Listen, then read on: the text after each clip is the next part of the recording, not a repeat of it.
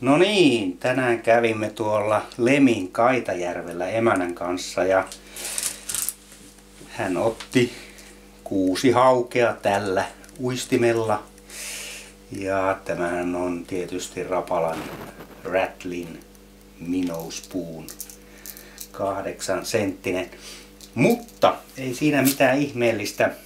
Tämä hauki tässä pöydällä on 67 senttiä pitkä, hyvin laihassa kunnossa oleva, ja se painoi 1,64 kiloa.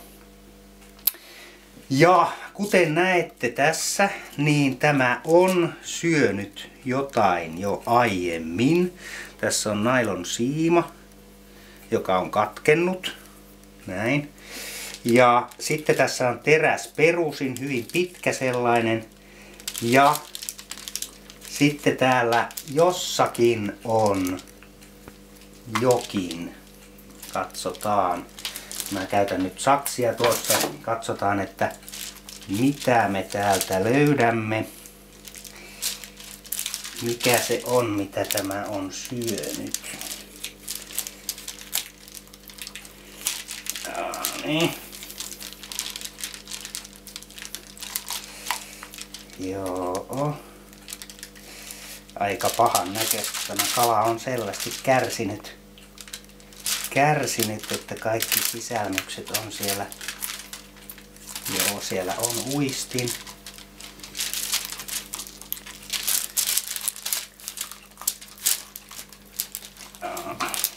Tuleeko se?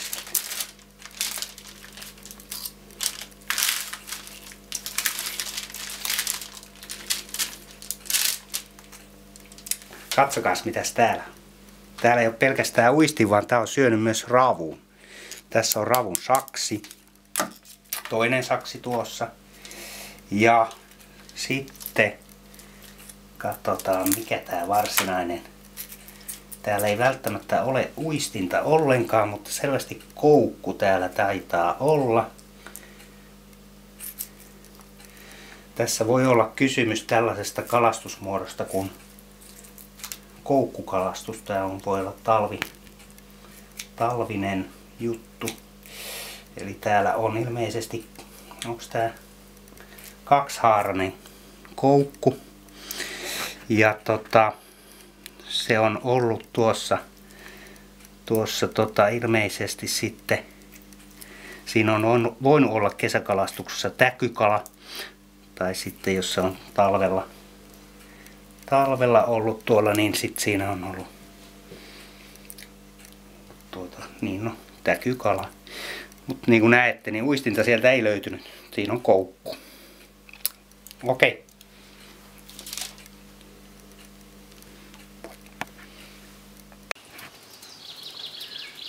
No niin, tässä on nyt tämä koukku, joka löytyi tuolta hauen vatsasta. Ja jos joku tietää, onko tämä täkykalakoukku vai mikä tämä on.